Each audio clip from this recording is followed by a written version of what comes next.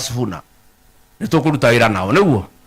Yes, na ndamwira atige guthira ndege, ndamukania athiagire guku thi ta ithui mwicire ithui ni ndege tutangihota kugura tuge ucuhurwo kuma iguru ka tutigo cuhurwo. Ndamwira mwanake ucio ndamutara, ndamwira tuthu mwanake munini na we na igweta muno Kenya na andu aingi ni marakwihoka na bururi ni urakubatara karuge kaura thie nako we utigana nake ithuĩ tũthiagĩra gũkũ thĩ na ti atĩ tũtingĩgũra rwĩgĩ. Ladies and gentlemen, Democracy for Citizens Party leader Rigathi Gachagua was speaking at a funeral in Kieni, Nyeri constituency on May 14th, 2026, and what he said went far beyond condolences. The former Deputy President stood at the funeral of Anne Nyathoro Ndungu, the mother of Iala MP Kanini Kega, and used that platform to publicly quote Nairobi Senator Edwin Sifuna and the Linda Mwananchi faction into a unified opposition ahead of 2027 general election. Crucially, Gachagua did not just extend an olive branch. He issued a personal security warning to Sifuna, telling him to stop traveling by helicopters and instead use road transport, the same the DCP leader and his allies moved. His words carried unmistakable weight that the government, in his view, is capable of going to extreme length against dissenting voices. So to understand why this moment matters, you have to go back to where these two men stood not long ago. Sifuna is a key figure in Azimio, the ODM senator, a vocal critic of President William Ruto's administration and one of the loudest opposition voice in the Senate. Gachagua, on the other hand, was impeached as deputy president, as you know, in October 2024, in what many in the opposition described it as a politically motivated, orchestrated removal from within the Kenya Kwanza government.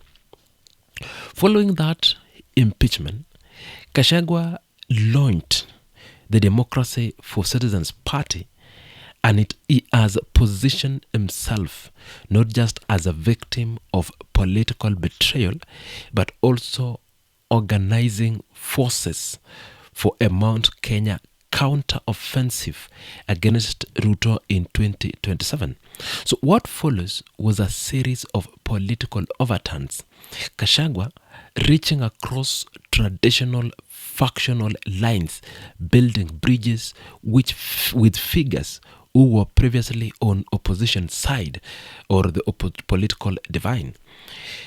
At that point, the Linda Mwananchi faction, which Sifuna is associated with, and Gashagua's DCP, represents two distinct political bases, one rooted in Nairobi urban constituencies and the ODM broader Western Kenya, support the other anchored in Mount Kenya.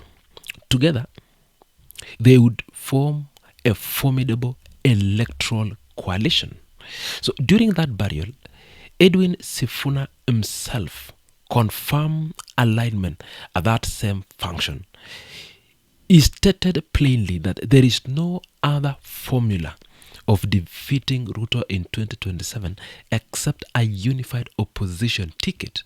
He spoke of forgiveness between former rivals, a direct note to the historical tension between ODM and Mount Kenya political bloc. Beyond the alliance building, Gashagua's security warning to Sifuna is the detail that demands the sharpest scrutiny. The former deputy president said openly in public that government can bring someone down from above. His words reference helicopter travel as a vulnerability. This is not a throwaway line. A man who served at the heart of government, who sat in the security briefing, who understands state machinery from inside. That man warning a fellow opposition figure about air travel carries a specific and sobering meaning. Meanwhile, Gachagua also signaled that he intends to deal with what he called betrayers within the Mount Kenya region. Those politicians he accused of aligning with President William Ruto while their constituents suffer. He named no names at that event, but the target was clear: elected leaders from the region who remained in the Kenya Kwanza government. He announced he would address this decisively after a scheduled trip to London. The timing of all these deliberate. By mid-2026, the 2027 campaign season is already underway, and in everything but name, Gachagua is moving earlier, consolidating an opposition agitate before Ruto's allies can fracture it. Funerals in Kenya, political traditions are legitimate and powerful platforms. Gathering senior political figures across factional lines at once, such event then using it to announce a coalition intent and use a public warning is a calculated political move. Sifuna's presence at his public endorsement of United Ticket at that same event was not coincidental. Both men knew the cameras were rolling. Both men knew what they were communicating and to whom they were addressing that.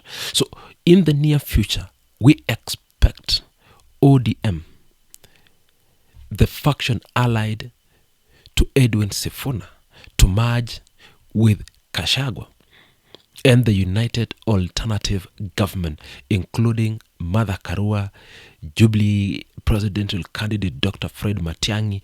We have Wiper Patriotic Front leader Kalonzo Musyoka. We have DAPK party Eugene Wamalwa, with other united fronts who have shown interest in taking President William Ruto and the Kenya Kwanza government out of office come 2024. This is not the first time that Edwin Sifuna is saying that the unity of leaders who are now out of government, including ODM section here, Linda Mwananchi, is to take the government come 2027 and remove what they call oppressive government, that is the Kenya Kwanza government, out in 2027. So as 2027 approach, we ought to see alliances shifting, allegiance shifting, and people uniting against another partner for them to win the ultimate goal of the presidency seat.